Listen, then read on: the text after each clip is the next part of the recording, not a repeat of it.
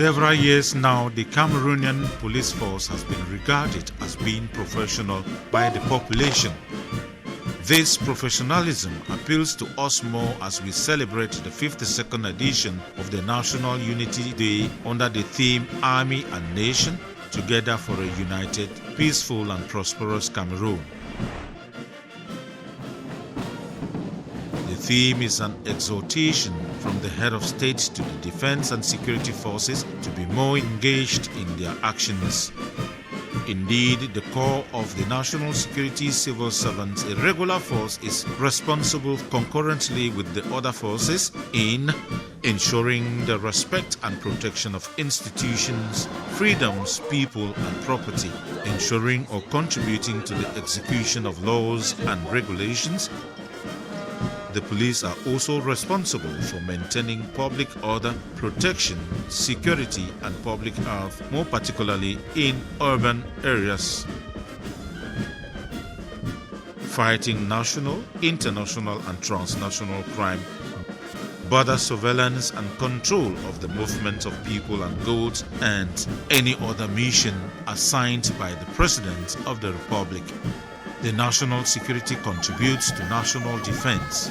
In carrying out these missions, police officers stand as human shields to block the way to outlaws from all directions.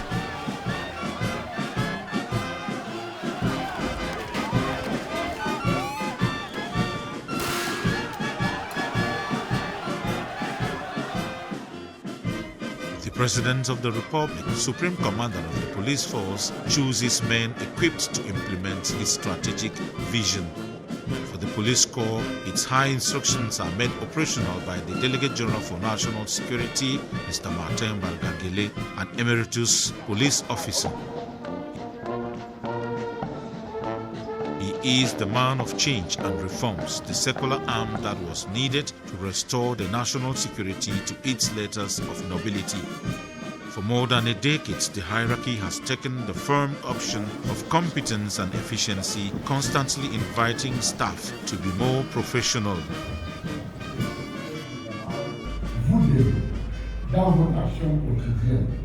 In all your daily operations, you have to act with force and professionalism.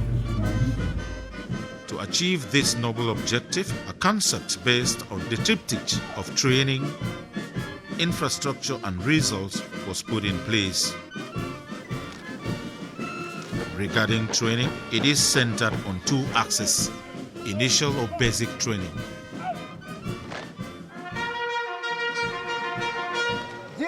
This is the starting point of professionalism, where the learner is introduced to the basics of the profession. It is reserved for young recruits after a well-supervised and more selective process over the past decade.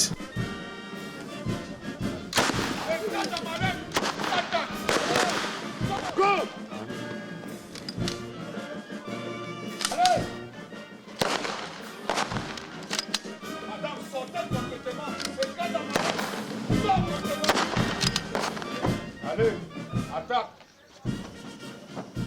Ancien braqueur.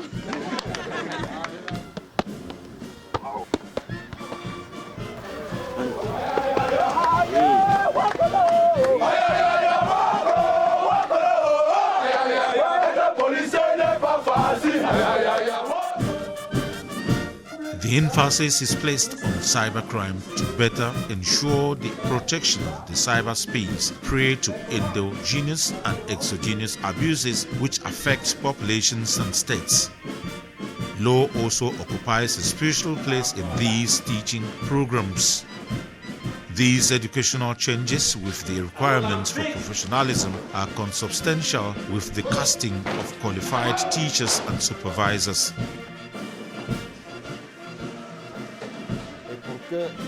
For them to be efficient in the exercise of their duties, they have to understand the notion of law and the qualifications of all acts at their disposal. We are in administrative writing. In the judicial police, there are statements to take. In general intelligence, notes to take, and they are called upon to write at all times.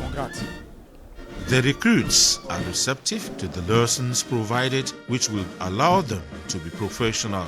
The courses are very pertinent and discipline reigns at all times. The second axis of training is continuous professional training, which is intended to be permanent throughout the career of police officers to provide new professional knowledge to trainees with a view to increasing their efficiency.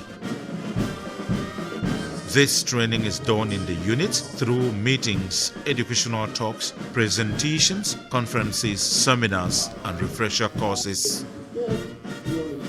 Continuous professional training is also done in several other structures.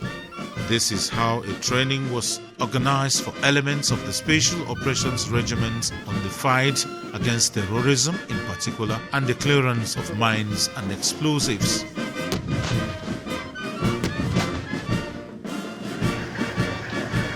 At the end of that training, police officers revealed a part of their professionalism with the simulation of a nighttime intervention in a supermarket in Yaoundé to free hostages, clear mines, and destroy explosive devices planted by suspected terrorists.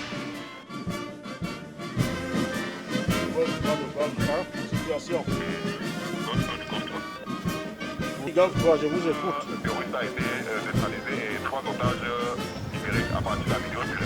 To remain professional, you must of course be well trained. However, an appropriate working framework is also very important. That is why the hierarchy has undertaken vast reconstruction and construction projects aimed at modernizing the infrastructure of the corps. Concerning infrastructures, modern structures are emerging from the ground in most cities across the country. Training centers are also getting a makeover.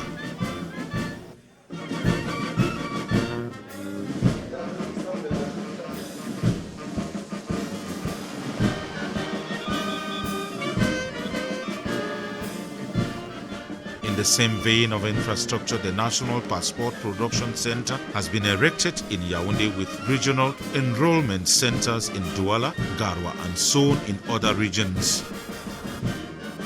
The same goes for the National Video Surveillance Center and its regional branches. Operational logistics are not left out. It is part of this dynamism with the provision of rolling stock. These vehicles facilitate the movement of police officers to better secure the population in times of peace and in times of war. Along the same lines, the video surveillance system increases the operational capacities of units in the field with palpable results.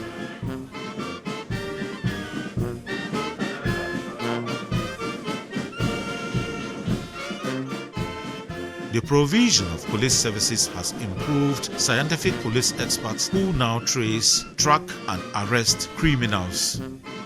With the recent signing of the partnership contract between the State of Cameroon, represented by the General Delegation for National Security, and Ojantic Consortium, the national identity card will soon be issued in 48 hours, as is already the case for passports. Beyond training and infrastructure, the police hierarchy has also adapted to solving current problems. Thus, the integration of diversity in the corps brings an additional note, a plurality to effectively watch over the population. Women benefiting from a favorable socio-professional environment are completely uninhibited today.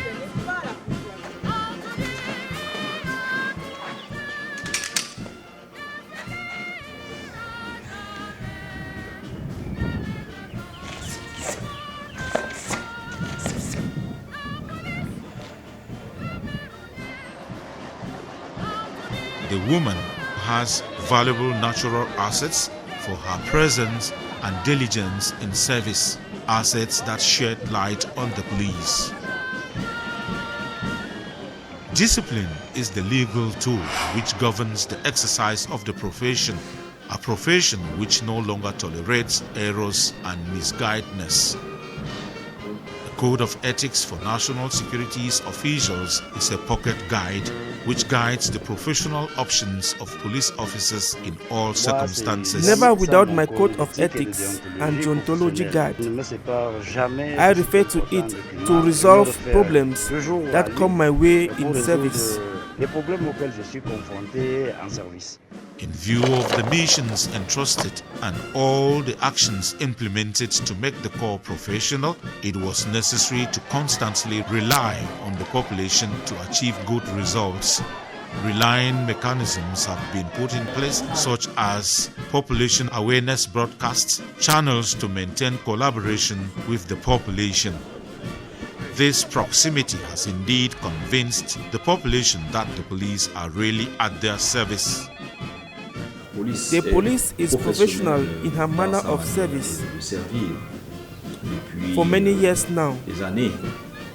I can say that the peace that is reigning in this region is as a result of the organization of the police corps and their operationality on the field.